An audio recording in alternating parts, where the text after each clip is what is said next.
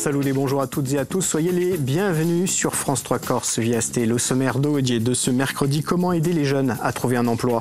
Les missions locales sont mobilisées avec France Travail et d'autres partenaires pour des solutions adaptées et personnalisées avec nos invités.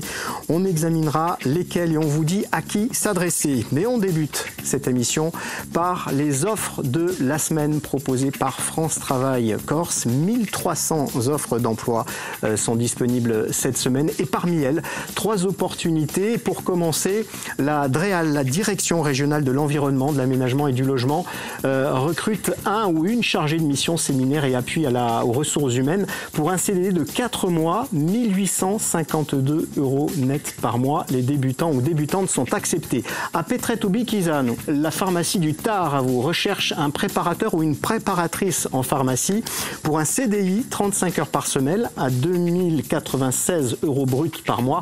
Enfin, la société Borg Transport recrute un chauffeur-livreur ou une chauffeuse-livreuse à Luciane pour un CDD de 3 mois renouvelable, 1500 € net par mois. La société fournit également les chèques repas et la mutuelle. Toutes ces offres, mais également les 1360 autres, sont à découvrir en flashant ce QR code et naturellement auprès des agences France Travail. Trouver un emploi quand on est jeune, ce n'est pas toujours facile et évident. Des dispositifs d'aide et d'accompagnement existent, lesquels on en parle avec mes premiers invités.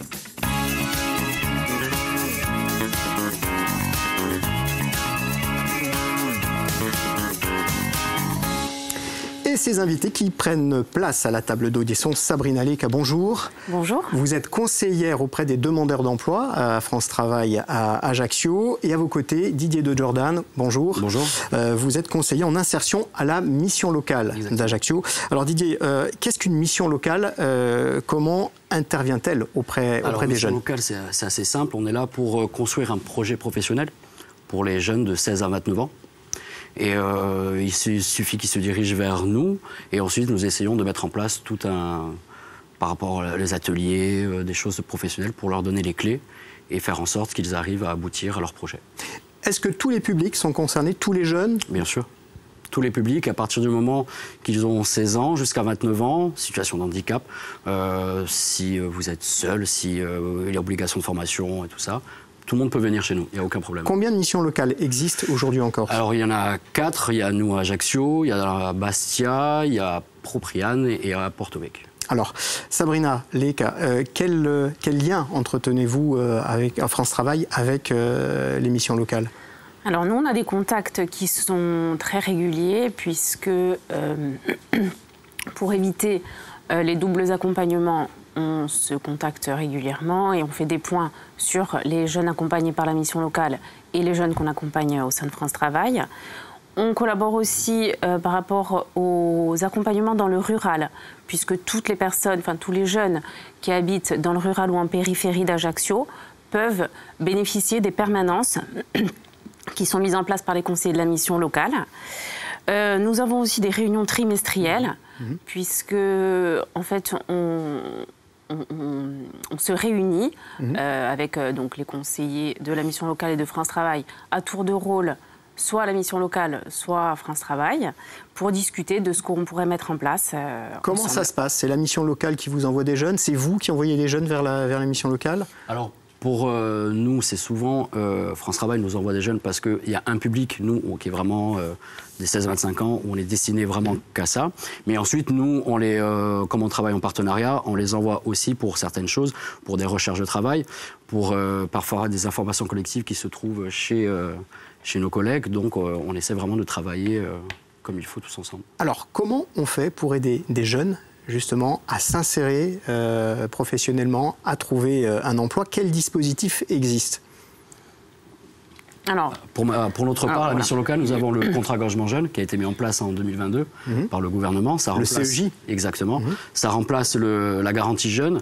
Et ils ont un contrat de 6 mois, c'est entre 16 et 25 ans, un petit contrat avec nous. Ils bénéficient d'allocations.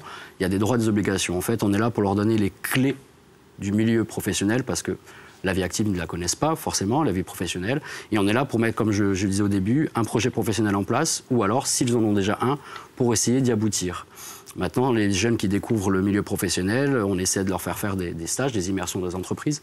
des formations avec plusieurs centres de formation avec lesquels nous sommes partenaires. Vous avez aussi les ateliers et on les suit pendant 6 mois. Et grâce à ça, ils ont aussi cette allocation et voire des aides aussi financières. Quand vous dites tous les jeunes sont concernés, ça veut dire que même un jeune qui est dans un cursus, dans un parcours de formation, peut venir auprès de la mission locale? Il peut prendre des renseignements. Par contre, nous, par exemple, intégrer le CEJ, il faut que cette personne ne soit pas en situation de scolarité ou situation professionnelle. Comment France Travail peut justement accompagner? De quel type de dispositif disposez-vous et mettez-vous en place? Alors nous, on a, comme la mission locale, le contrat d'engagement jeune, donc avec les mêmes, je dirais, les mêmes attentes, puisque bon, ce sont des rendez-vous réguliers, ce sont donc des participations à des ateliers avec des prestataires externes. Et on a également, donc ça c'est destiné à un public qui a vraiment un projet professionnel à construire. Et on a un autre type d'accompagnement qui est l'accompagnement intensif jeune, donc l'AIJ. Ça, c'est destiné à des jeunes qui ont déjà un projet professionnel qui est défini et on va les accompagner à mettre en place ce projet, que ce soit projet de formation, projet de retour à l'emploi ou projet de création d'entreprise. Dans le cadre de ces accompagnements, il y a des aides. Quelles sont-elles et dans quelle mesure vous pouvez justement les leur proposer? Alors nous faisons des aides qui peuvent être sur des aides financières par rapport à la mobilité. Parce qu'on s'est rendu compte que beaucoup de jeunes avaient des problèmes de mobilité. Donc ça peut être la carte de bus, on travaille en accord avec la CAPA. Ça peut être des aides pour la formation. Certaines formations sont très chères, donc on peut aller jusqu'à un certain financement. Ça, nous collaborons avec la collectivité de Corse. Nous avons aussi des aides au logement, des aides à l'essence, des aides... et il y a l'allocation aussi, il ne faut pas oublier, qui chaque mois est là. Ça représente un volume global d'investissement de quel ordre? Combien de jeunes sont aidés aussi chaque année sur Ajaccio, par exemple? Alors là, on suit environ 2000 personnes à la mission locale. Après, le nombre de personnes exact, je ne peux pas vous dire, mais il y en a quand même pas mal. Et sur l'année en cours, on en est à déjà 800 000 € d'aide.